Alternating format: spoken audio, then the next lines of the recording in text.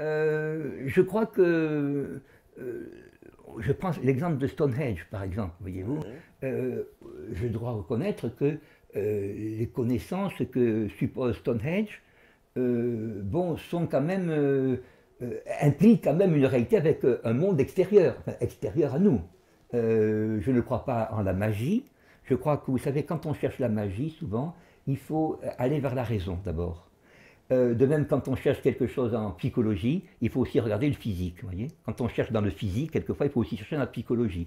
C'est-à-dire que quand on s'éloigne trop de quelque chose, il faut voir l'inverse, voyez-vous. Et je pense que moi, j'ai vu parmi les constructions qui s'appellent mégalithiques, des constructions modernes, j'ai vu les constructions de Baalbek, par exemple, hein. Baalbek au Et Liban, moi, bien j'ai vu au sûr. Liban, bon, écoutez, d'après les, La fameuse terrasse de la fameuse Baalbek, terrasse de qui est Baalbek, très très connue avec écoutez, ses qui est très pierres de connue. Moi, je me 1200 demande tonnes. comment on peut nous l'expliquer par des moyens ordinaires, surtout avec la théorie de l'évolution. Je ne suis pas contre, si vous me permettez de donner mon avis, à me présenter, donner mon avis, je ne suis pas contre la théorie de l'évolution, mais je la vois beaucoup plus large que la Terre, voyez-vous, voyez, je la vois beaucoup plus large. Je crois d'ailleurs que moi-même, je crois plus, et je crois d'ailleurs tout à fait, dans l'enseignement du Christ, mais un Christ qui soit spirituel. Je ne crois pas que ce soit un homme qui marche dans la rue, vous voyez, enfin, peut-être qu'on peut le marcher, vous voyez, qui marche chez M. Netanyahou, vous voyez ce que je veux dire. Non, je ne le crois pas, non, pas du tout. Mais par contre, je crois que c'est un personnage éternel, bien sûr, qui se renouvelle dans les générations. Il se renouvelle à travers Thor, il se renouvelle à travers Wotan, il se renouvelle à travers tous ces êtres-là, par exemple, vous disiez comme Thor, comme Siegfried, par exemple, avait un traître avec lui. Vous avez l'équivalent de Judas Ah oui, alors c'est quoi l'équivalent de l'équivalent Judas. dans le mythe nordique? Vous avez dans le mythe nordique, vous avez Fafner, vous avez, disons, qui est trahi qui trahit, disons, Siegfried. Vous avez D'accord. c'est ce que Wagner a repris. Et Siegfried meurt, disons, il devient vivant, il devient un héros, il devient un dieu, pas un dieu, il devient le mot de dieu d'ailleurs n'est pas exactement très fort, parce que chez nous, bon ça il faudrait le voir l'origine, les germaniques ont le mot de Goth et de Goth, God qui donnera God qui en anglais. donnera God en anglais. Vous avez le même mot en mexicain, le mot de Goth est très important en mexicain. Bon, je ne veux pas faire quelque chose, je n'ose pas, parce que non, il faut vraiment... Heureusement. Non, vous avez par exemple le mot hébreu, un hébreu moderne, de likoud par exemple. Likoud. Likoud c'est, à mon avis, je discutais avec des linguistes allemands, bon, on n'ose pas le dire, mais ça veut dire, le mot de coude est en réalité le mot de code, le mot de Dieu, vous voyez. Et Lik, Et devant ça, ça signifierait quoi? li signifie comme en chinois, je me suis de dire ça, mais je le dis avec, Et avec en chinois, ça ironie, signifie ben, quoi? c'est dit le peuple. Et le peuple. Le peuple. Et de même, Ah, vous le avez le peuple lit, de Dieu. le lit Likoud. de, c'est le lit de Ah, liturgie. Le lit de liturgie. d'accord. Vous avez le mot de Laos. Laos, en grec, en grec classique, enfin en grec de la tragédie, signifie le peuple sacré, vous voyez, comme dit le peuple sacré, et tandis que démos, qui a donné démocratie, vous l'avez, je sais que vous ne parlez pas trop le hollandais, mais vous parlez du hollandais quand vous dites démos, démocratie, puisque démos, c'est la masse en hollandais, en vieux frison, enfin en frison, en plat allemand. Plat allemand, ça veut dire l'allemand des zones plates, des zones glaciaires. Demos, c'est deux, c'est deux, c'est l'article, L'article. et mos, masse, c'est la masse. Bon. Démos. Ah, c'est pour ça que le démos signifiait une répartition de la masse, voyez-vous. Tandis que dans le mot de li, vous avez qui en chinois par exemple est très courant. Oui, alors, Li, Wunchang, etc. Li, etc. c'est un- Et ouais. vous avez tout ça, supposant bien sûr une langue originelle évidemment. Oui, ce qu'on appelle la langue adamique. La langue adamique, ouais. Il y en a qui disent que c'est du sumérien, j'avais vu ça tout à l'heure. Oui, alors vous avez du sumérien, oui, vous avez évidemment, sur cette question-là, je renvoie à un livre en Allemagne qui a eu un certain succès, sur Sumer, de Heinsohn, Gustav Heinsohn, c'est le fils d'un sous-marinier connu. Lui, d'ailleurs, est un type ultra-allemand, enfin, il a tout fait, il s'est même inscrit aux Amis de l'Holocauste, tout ça. Oui, oui, il a tout fait pour subsister, tout fait pour subsister. Et c'est un luthier qui est devenu catholique. Et j'étais. Et vous avez donc sur Sumer, chose très intéressante, il dit que la chronologie de Sumer est en réalité un duplicat, vous avez une duplication de la chronologie iranienne. Voilà. Alors ça, c'est évidemment très important parce qu'il arrive à raccourcir justement et il donne, ce qui heurte évidemment ce que nous disons aujourd'hui. Il a un ouvrage qui s'appelle Adé, au revoir, Ouais. Adieu Sumer, en réalité que c'est un livre paru en Allemagne qui va figurer sur certainement une série que je fais sur le récentisme. Et je dois dire que quand on parle de la Mésopotamie, par exemple, quand on parle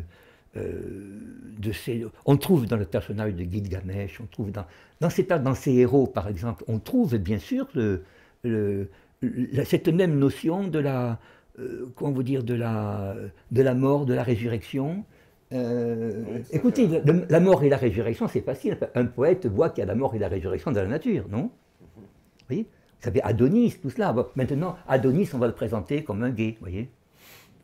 C'est la même chose du Christ, hein. Oui, oui. Vous avez, moi j'ai connu par exemple, bon, j'étais chez les jésuites, j'ai connu beaucoup de. J'ai eu de très bons éducateurs qui étaient laïcs, hein. Et moi j'étais un peu voltairien, bon, je suis resté voltairien, moi, jusqu'à ma mort, je crois que même dans l'au-delà, j'aurais un enfer de voltairien. Voilà. Mais je dois dire que effectivement les mauvaises mœurs étaient quand même, je dois dire, étaient perceptibles, hein, perceptibles. J'ai vu ensuite l'évolution. Et ça me fait peur d'ailleurs beaucoup cela.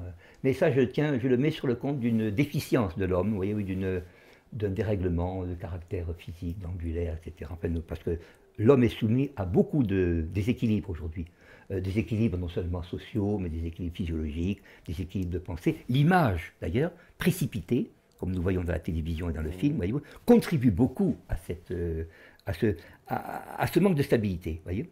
Par exemple, regardez parmi les peuples du Nord, bon, vous avez vu de bons cinéastes, hein, mais en réalité c'est dans le théâtre que le Nord triomphe, voyez-vous, plus que dans le cinéma. Plus que dans le cinéma, Ouais, oui. le Tout à cinéma. fait. Et là, Vous on l'avez voit. remarqué, non? Oui, oui, c'est vrai. Tout à Qu'est-ce l'heure, qu'on nous dit? on me dit, oui, par exemple, Odin égale Woden, qui a donné Wednesday. C'est évidemment Oui, oui, Wednesday. alors, oui, Alors, ah oui, alors, c'est très Wednesday, intéressant de faire alors voilà, le lien avec alors, oui. Thursday, c'est Thor, Je me le permets jour de Thor. dire à ce propos, mais ça c'est pas pour. Vous savez qu'en effet, dans la mesure où l'on assimile Odin à Wotan, ça a été fait par Humboldt. Humboldt qui était un grand homme, bien sûr, c'est lui qui a été un des premiers recteurs après fils de l'université de Berlin, et qui a fait beaucoup, c'est lui qui a exalté l'Escurial, par exemple, que les Français disaient être un monument de l'obscurantisme, etc. Et il a fait l'assimilation. Personnellement, disons, je ne suis pas tout à fait dans ce sens-là. Bon, je serais peut-être un peu réticent, mais il est certain que le Wednesday, bien sûr, c'est le jour de Wotan.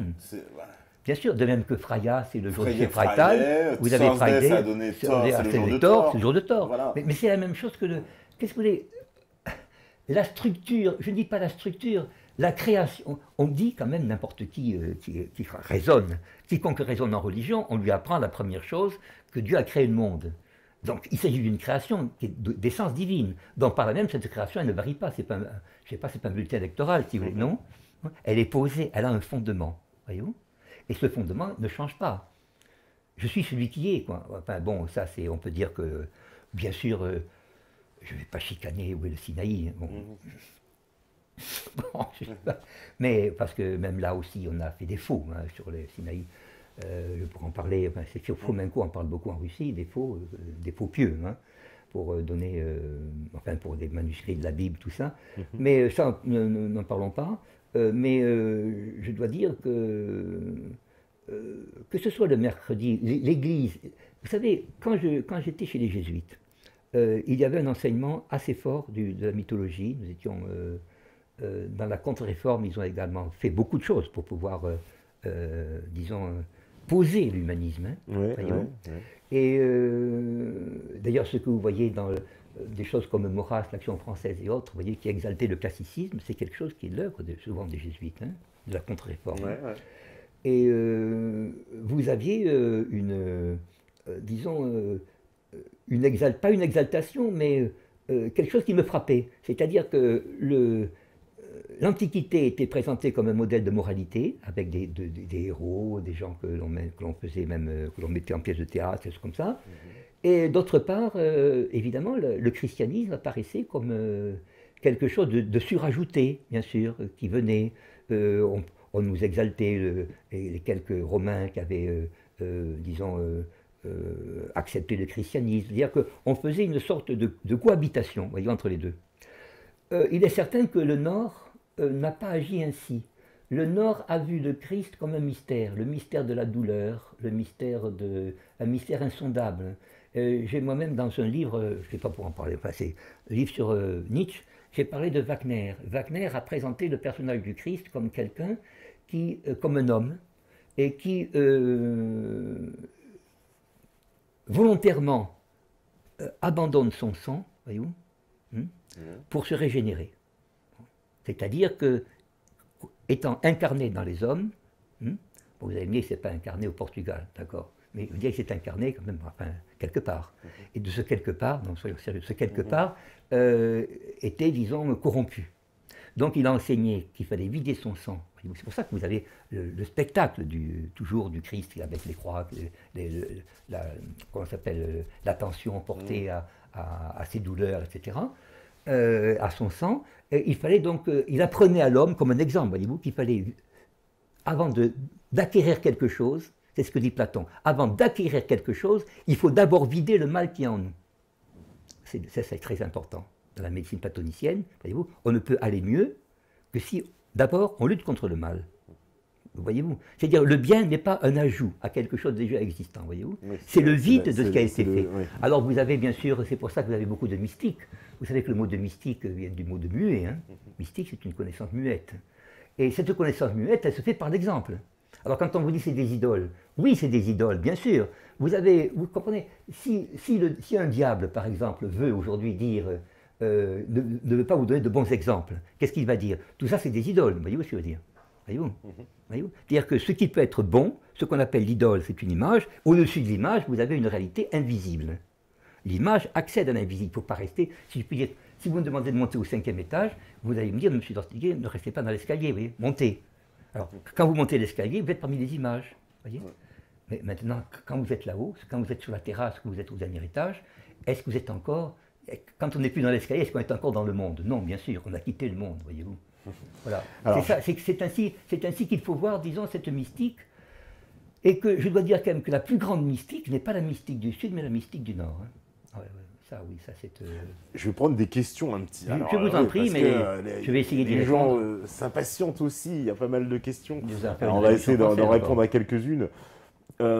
Alors voilà, on me dit par exemple, vous avez parlé du travail de René Guénon sur les mythes nordiques, mais vous qui vous êtes intéressé aux travaux de la Société théosophique fondée par Madame Blavatsky, inspirée de la pensée indienne qui vous est chère. Oui. Voilà. Mais je n'ai pas parlé, c'est-à-dire Madame Blavatsky, vous savez, ceux qui sont disciples de Guénon sont opposés à Madame Blavatsky. En réalité, il s'est produit quelque chose qui était politique, voyez-vous, humain et politique. Vous savez, vous avez un mot de Balzac, je crois, qui dit qu'on ne hait haïté, on ne hait jamais autant que les gens qui font le même travail que vous, hein, que c'est semblable. C'est la jalousie. Alors, il est certain que Madame Blavatsky, on a tendance, dans la génération actuelle, à diaboliser à l'extrême. Hein. Mais il est certain que tout ce qui était autour de la société théosophique était, disons, on dirait aujourd'hui manipulé par l'Angleterre, bien sûr, qui essayait de se maintenir en Inde avec, comment dirais-je, en donnant aux élites indiennes, si vous voulez, disons, leur propre contenu spirituel, mais, vous voyez, comment dire, vendu ou trafiqué par un certain Occident, voyez. Voilà. Alors qu'au contraire, en Allemagne, c'était très différent, puisque vous avez Deussen, etc., qui étaient des amis de Nietzsche, de camarades d'école, qui ont été vraiment des cerveaux en matière de connaissances sanskrit, de connaissances du pali, etc. C'était pas autre chose. Mais l'Angleterre, en effet, a joué avec la société théosophique. Moi-même, je n'ai jamais été, quel que soit... Il y a une très grande différence entre Guénon et la société de Blavatsky, vous savez ceci. Hein.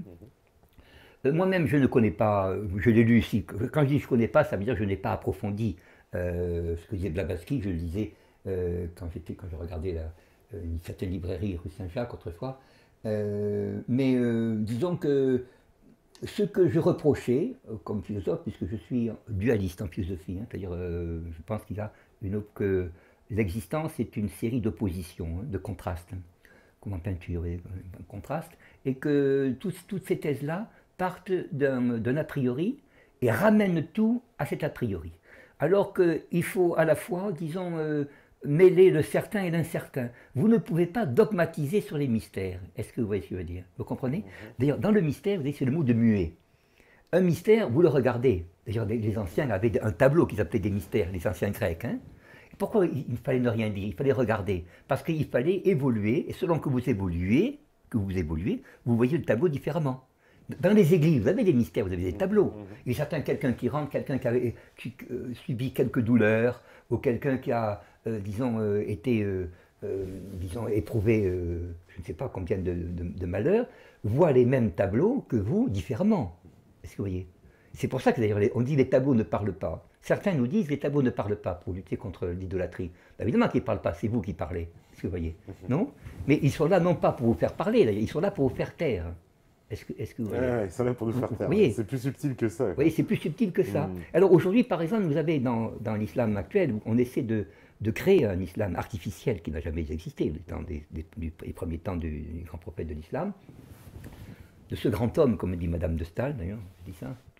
Vous savez que parmi nous avons deux grands ouvrages en littérature, de Madame de Staël, qui parle de Mahomet, celui qui a parlé le mieux du prophète de l'islam, je dis parce qu'on ne le dit pas souvent, c'est pas Madame Thigault, mon Dieu Marion, que j'aime bien, qui l'a pas dit, c'est Voltaire, dans l'essai sur les mœurs et l'esprit des nations.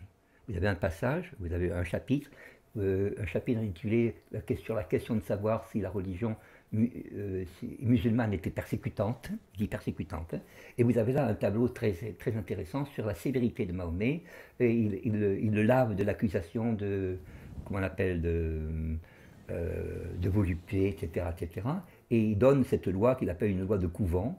Je dois dire que le texte de Voltaire n'est pas du tout réédité, vous savez qu'à cause de sa critique de la Bible, il est censuré. De mon temps, quand j'avais 20-30 ans, je le trouvais encore. L'essai sur les mœurs, vous ne l'avez pas en Pléiade, enfin, sauf, je veux bien qu'on me contredise, dans les œuvres historiques de Voltaire. C'est quelque chose qui a été censuré à cause de la critique de la Bible. Oui, ça. Essai sur les mœurs. Essai sur les mœurs et l'esprit des nations. D'accord. Et alors, je dois dire que j'ai toujours été contre ce qu'on appelle un mot créé au XVIIIe siècle, le monisme, c'est-à-dire la réduction à un seul aspect des choses, réduction à la matière d'un côté ou réduction à l'esprit de l'autre. Par exemple, on me dit le matérialisme consiste à dire la matière peut penser. Oui, pourquoi la matière ne penserait pas? Pourquoi il n'y aurait pas une pensée dans la matière? Voyez-vous? Quelle forme de pensée à la matière? Peut-on délibérer sur la matière, en parler comme si on l'avait créée? Non. Quand on admet une création, on admet un être et un néant. D'où est sortie la création? Par là même, on admet qu'il y a quelque chose qui nous échappe. Mais cet être et ce néant sont également en nous. D'ailleurs, comment il a été créé le monde dans le... C'est quoi la genèse du monde selon les mythes nordiques? Alors, ah oui, la création du monde est disons, le monde est le résultat d'une destruction. C'est très intéressant ça. Voilà. Intéressant. Je crois d'ailleurs que Guénon, qui avait quand même, bon, je dirais, je crois que ça n'a jamais été un type nordique, c'est-à-dire quand on le voit un peu froid et en même temps attentif, c'est-à-dire froid mais attentif. Cette idée que le monde est la suite d'une destruction, c'est-à-dire que nous ne venons pas d'un plein, mais nous venons d'un vide. Est-ce que vous voyez que nous voulons combler? Ça, c'est l'idée de la création, voyez-vous. Quand vous avez par exemple la création artistique, elle est suite à quoi? Elle est suite à quoi? À une souffrance. Oui. Elle est suite à un vide, voyez-vous. Et ce vide entraîne justement une réaction, voyez-vous. Et cette réaction est pour l'apaisement d'une souffrance, la souffrance causée par le vide, voyez-vous. Voyez. Et il faut lire par exemple toujours ce que les grands auteurs écrivent d'eux-mêmes. J'ai souvent vu, depuis l'âge de 35, 30 ans par exemple, j'allais à la bibliothèque de rue de Madrid de l'Opéra. Et là, il y avait les œuvres de Wagner en allemand et en français. Et je lisais longtemps, j'ai lu pendant des années, évidemment, cette œuvre qui fait à peu près 12-13 volumes, qu'on trouve rarement en France, évidemment, parce qu'il se parle du point de vue politique, il parle surtout de ses souffrances de création. Et il a commenté son œuvre, voyez-vous. Et il y a un très beau texte d'un auteur autrichien, qui a été peut-être l'auteur de ma vie, dont le fils était musulman, le professeur Ehrenfels, et qui dit avoir assisté en 82 donc au dernier grand, vous savez, opéra qui s'appelle Parsifal, et il a dit j'ai vu comme dans le tableau de Renoir sur Wagner, j'ai vu tous ces diables qui sortaient de lui, voyez-vous, comme s'il y avait véritablement une sorte de, non pas une vie qui partait, mais des illusions qui partaient, voilà, voyez. Et ça, ce qui est extraordinaire, c'est que il s'est trouvé, c'est ça l'esprit nordique, il s'est trouvé quand même que chaque année, il a réuni une masse d'hommes extraordinaires qui sont là sans applaudir dans le silence, voyez-vous. Et ça, c'est quelque chose, voyez-vous, qui fait que cet esprit nordique est un esprit manifesté, mais qui, en même temps, peut être intériorisé en chacun, voyez-vous. Je crois que, quelle est cette civilisation du Nord? Vous savez que dans les mythes nordiques dont vous parlez, vous avez donc la naissance, la destruction. La destruction vient de quoi? De ce que les formes se fixent. Or, vous savez que quand vous voyez le ciel, vous avez les courses des astres. Hein. Oui. Chez les anciens, on disait que le mot de Dieu, c'est une hypothèse, mais enfin, venait de théastal qui signifiait courir. On disait que les dieux courent, sont ceux qui courent. Il n'y avait qu'une femme qui est restée, parmi eux c'était Hestia, qui restait à la maison, pendant que tout courait autour d'elle. Hein. Voyez, ce que vous avez dans la Vierge se cachant avec l'enfant, etc. Voyez, dans le... Et il est certain que cette course, évidemment, elle donne l'apparence d'être éternelle. En réalité, elle est matérielle, si vous voulez, voyez. Et je pense que ce que nous voyons est le résultat de quelque chose qui a été fixé. Mais le devenir, autre notion très importante du monde nordique, le devenir n'est pas ce que nous voyons présentement. Le devenir, c'est ce qui a été et ce qui sera. C'est lui qui est le plus important. C'est le mot de... Vous savez qu'en allemand... Ça ressemble beaucoup à une vision un peu islamique des choses. Oui, c'est ça. Parce qu'il y a l'histoire du chaos aussi. Il y a l'histoire du chaos, aussi, oui, le chaos mais évidemment, si vous interrogez les hommes du Nord, les hommes du Nord, oui, ces penseurs, évidemment, bon, ils vous diraient que dans chaque... dans ces... comment vous dire... dans ces cosmogonies, ou dans ces... il y a véritablement une aspiration plus haute, une aspiration très haute. Est-ce que le Nord est un emblème? Est-ce une image, comme on dit chez les Sao, quoi? On vient du Nord, on vient d'une... Ou est-ce... c'est une image, mais c'est en même temps, il y a toujours une part de réalité. Et je crois que, quand même, comment vous dire, il y a des peuples qui sont très près du Nord. Je ne dis pas l'Asie, mais je crois que les Amérindiens, par exemple, voyez, tous les Amérindiens sont extrêmement proches de cet esprit du Nord. Et que l'intérêt porté par Humboldt même, voyez, aux Indiens même, voyez, au Mexique, est très important. Les Allemands ont toujours eu des orientations vers les régions américaines, amérindiennes. Beaucoup. Et je crois qu'ils ont beaucoup à nous apprendre. Pourquoi? Parce qu'eux-mêmes sont portés à apprendre et à nous apprendre, parce que justement, je répète, ils ont conservé cette notion de mystère. Il y a un texte que Heidegger aimait beaucoup, qui tirait d'Héraclite, vous savez, le philosophe dont nous avons que des fragments, et la nature aime à se cacher, il disait, voyez. Et je crois qu'effectivement, la nature aime à se cacher, et le devenir naturel, c'est le dévoilement. Mais le dévoilement de ceux qui aiment à se cacher, c'est la destruction. Alors, petite question, c'est vrai, parce que comme ça, voilà, profite pour prendre, parce qu'il y a vraiment beaucoup de questions. Notre vie est même une destruction. Notre vie est une destruction. Ben justement, c'est parce que ça fait un lien avec la destruction. Les Vikings, on nous les présente comme des horribles barbares, justement destructeurs. Ce sont des prêtres. Ah, bah, alors, parce que vous avez d'abord deux choses. Vous avez, ce sont des prêtres, et il est certain qu'ils sont certainement... peut-être que la chronologie des Vikings n'est pas exacte. On a tendance à... Je crois que les Vikings, je vais certainement en arrêter beaucoup, ne sont pas aussi anciens qu'on le dit.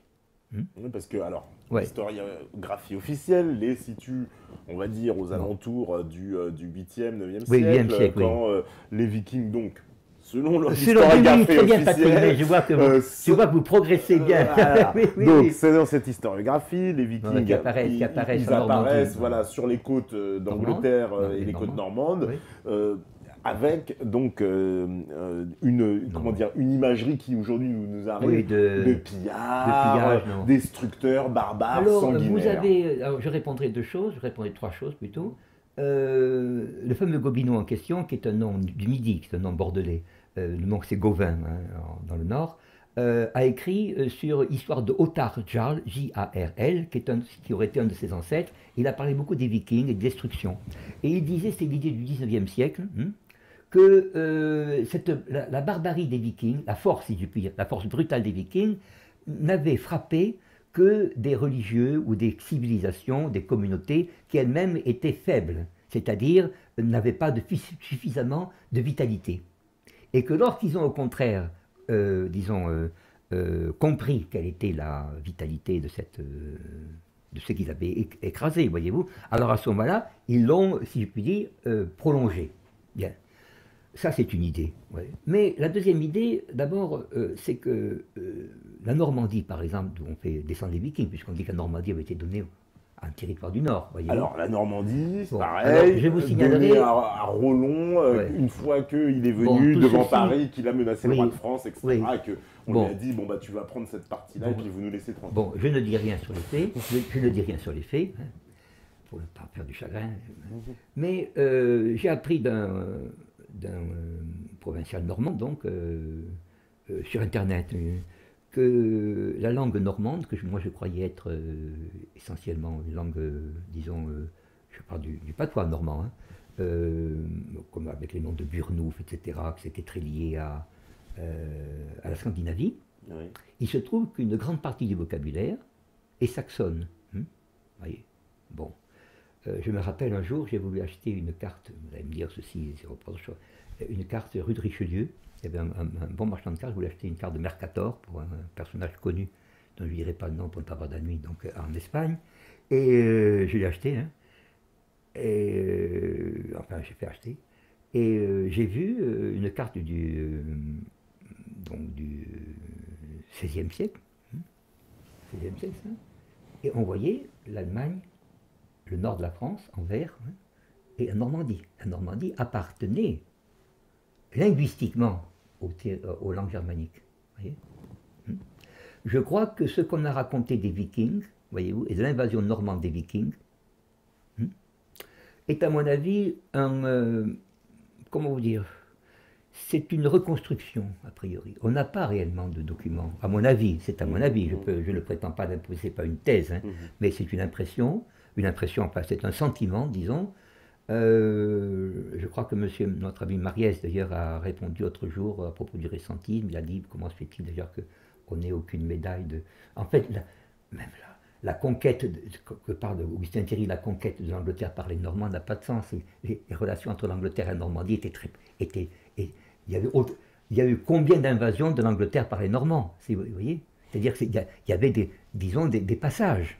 Ouais. Voyez, des passages. Puisque il lui remet en cause la bataille d'Hastings, il dit que la bataille d'Hastings n'a jamais existé. Oui, c'est ça, c'est ce que l'on pense. Mais pourtant, les traces des Normands, on les trouve. Oui, on trouve les traces des Normands. Dans l'histoire de l'Angleterre, il y a bien un moment donné, on voit maintenant, on sait, c'est la troisième chose que je veux dire, on sait que les Vikings représentaient des prêtres.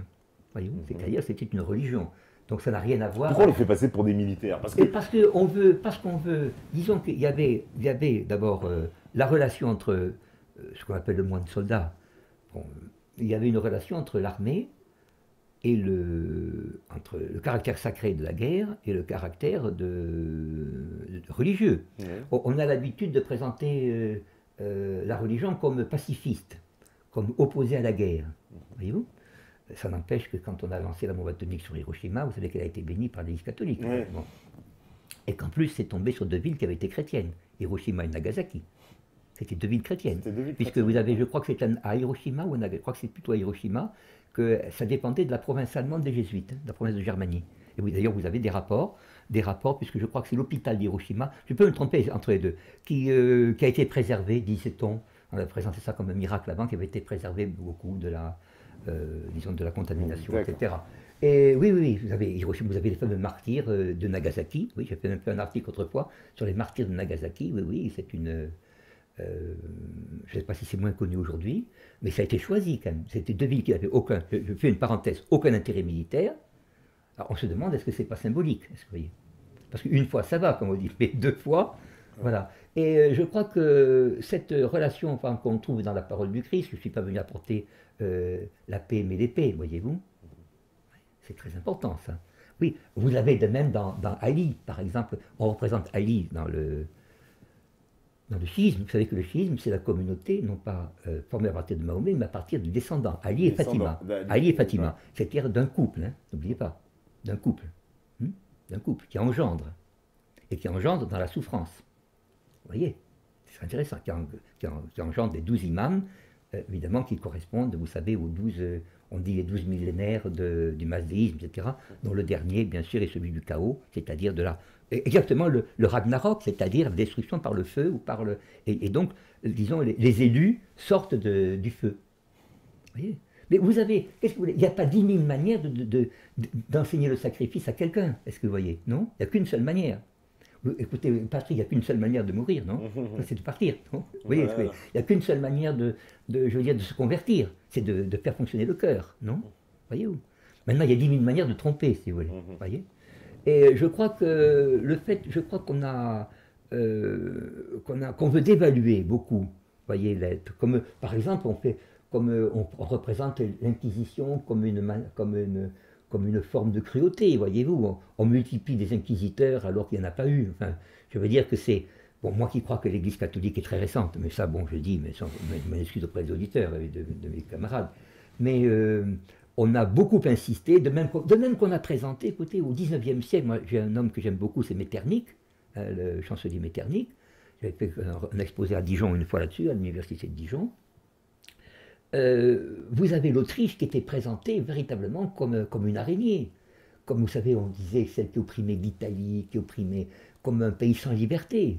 Alors que quand vous voyez l'Autriche telle qu'elle a été, moi j'ai connu un jour, écoutez, je vais vous raconter ceci, c'est un détail, mais pour vous dire, j'étais à Bad Ischl, qui était une propriété d'été de l'empereur, et c'était fermé, c'était un mardi, je me rappelle, ça me revient.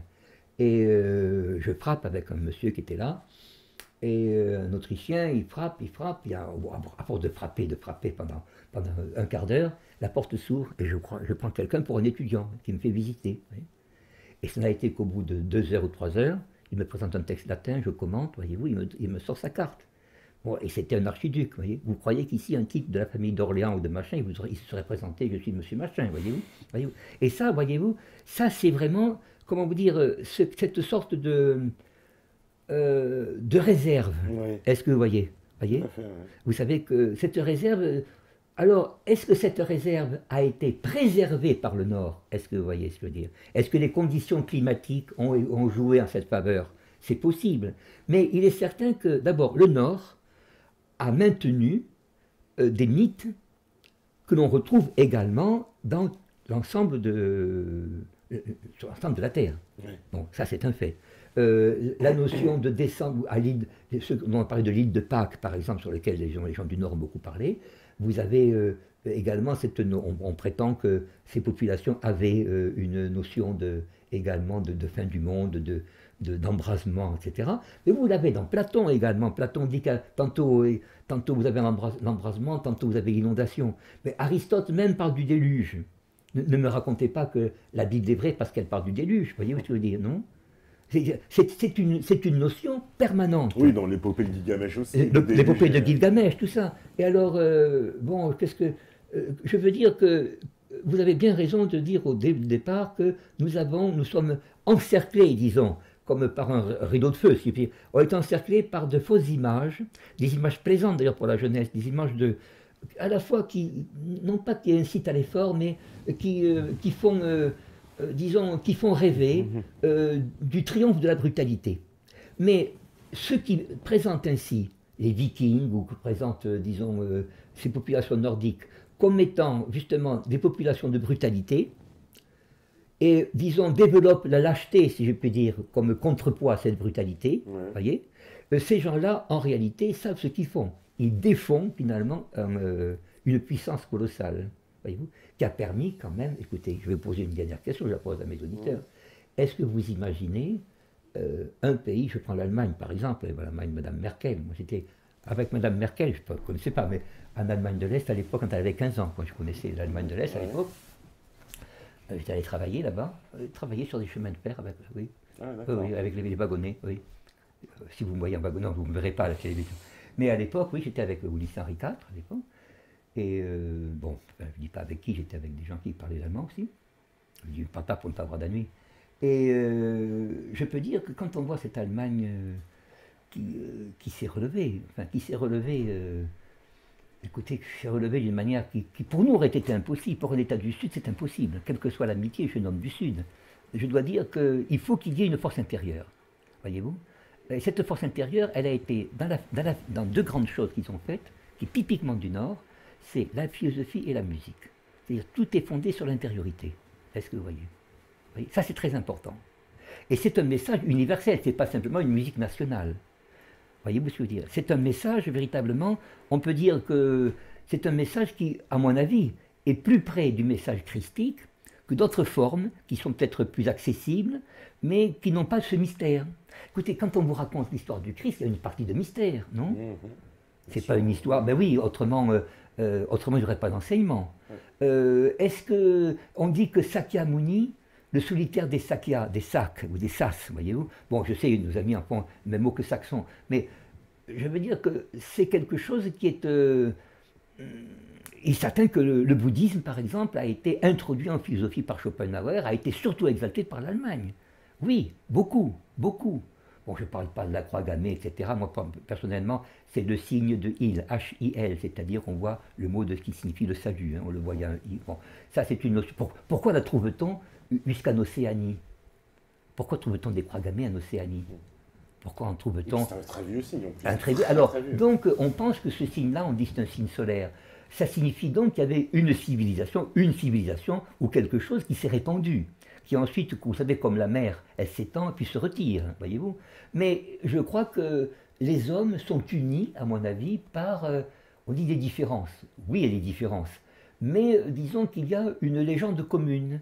Et cette légende commune, disons, c'est qu'en morceaux de musique, vous avez des notes qui sont dominantes, d'autres qui le sont moins, mais s'il n'y avait pas la dominante d'un côté et d'autres notes, vous n'auriez pas un morceau cohérent. Est-ce que vous voyez? Alors, je crois que ce qu'on fait aujourd'hui, c'est de nous diviser par jalousie. C'est-à-dire qu'on veut détruire, si je puis dire, l'harmonie.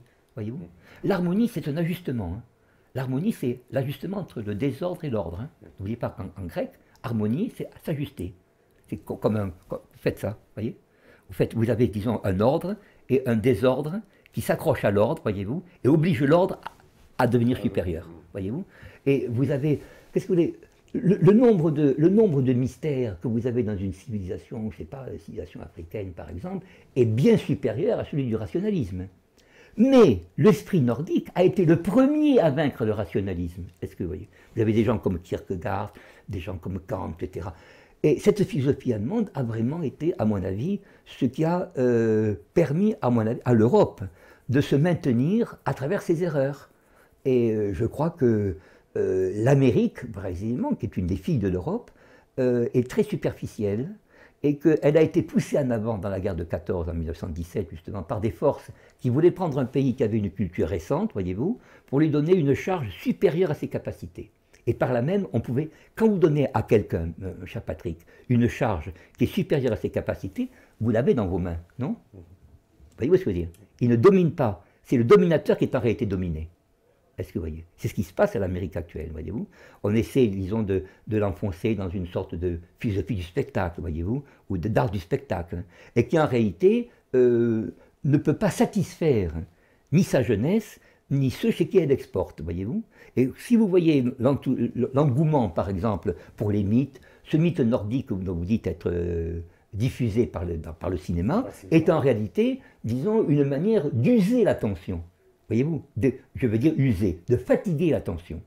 Revenez, si je puis dire, dans 10-15 ans, vous verrez l'effacement complet. Vous voyez. Les gens diront, oui, les mythes nordiques, je connais, c'est ça, oui, c'est ça, vous voyez. Je sais, je connais, c'est ça, donc donne-moi autre chose, voyez-vous. Voyez, et ça, c'est une réalité, disons, qui est... Moi-même, je suis venu, disons, à parler de ces choses-là à travers la philosophie, bien sûr, c'est vrai. Mais, enfin, il y a peut-être une autre question que vous voulez regarder. Oui, parce qu'il y en a plein, il y en a plein, c'est pour ça que je vais essayer. Bon, écoutez, alors, on me dit... Je suis désolé de vous prendre...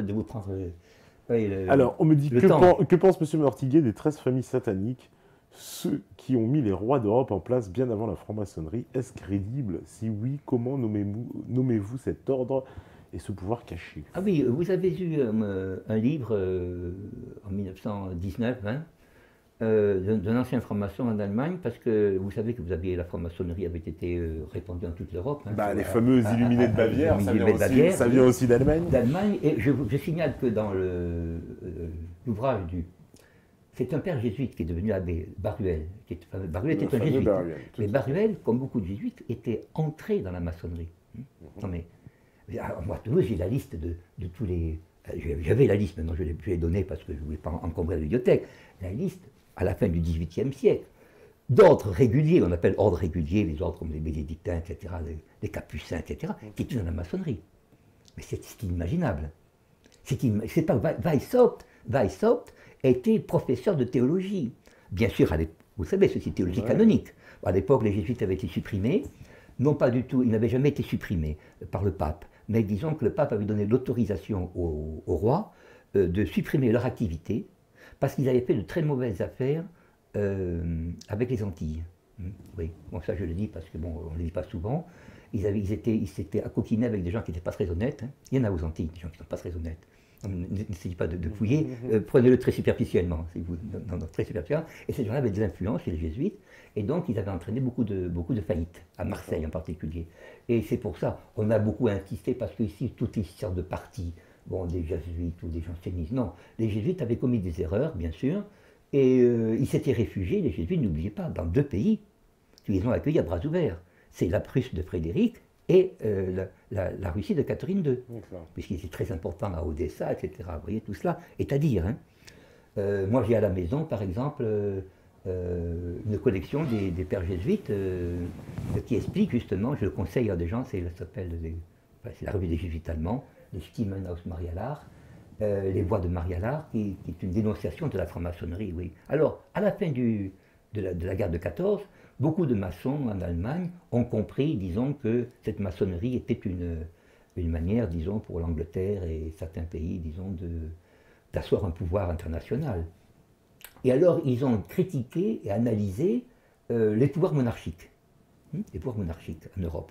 Et il est vrai qu'on trouve dans les dynasties européennes, dynastie suédoise, dynastie anglaise, dynastie hollandaise, etc. On trouve dans la dynastie allemande aussi. On trouve la présence de la maçonnerie, très importante, très très importante. En Italie, n'en parlons pas. Bon, ça oui. En Europe, bien sûr, en France. Et en 1914, je vais répondre à notre ami, le seul monarque qui était anti-maçon, et là je pèse mes mots pour ne pas avoir d'ennemis, et ben, c'était le Guillaume II. Un jour, attendez, je vais essayer de le dire quand même d'une façon, un jour, il était en Belgique, chez un de ses parents, vous savez, l'aristocratie a des parents. Oui, puisque c'était un cousin de Victoria, qui était elle-même cousin de Léopold, etc. Et alors, il était dans et puis il y avait une sœur, dont j'ai oublié, une dame,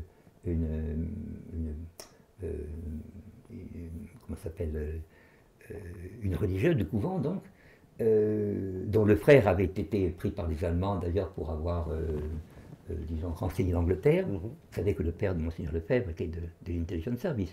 Je raconte ça parce que, bon, quand je parlais des Flamands, par exemple, évidemment, c'était des Flamands catholiques. Hein.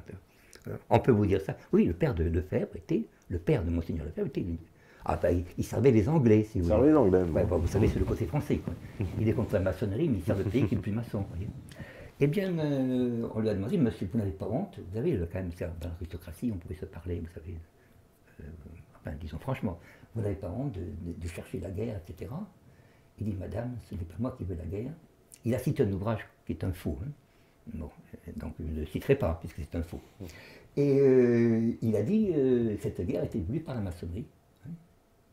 Et lui-même, disons, a été, vous savez, à sa mort, pas sa mort, quand il est tombé, la franc-maçonnerie a voulu lui faire un procès international pour le mettre en jugement, quoi, une sorte de... Et, comme il a abdiqué, il s'est réfugié en Hollande. En Hollande, il a abdiqué. Et j'ai connu sa correspondance, justement, où il était très partisan de Marcion. Il voulait éradiquer l'Ancien Testament du christianisme.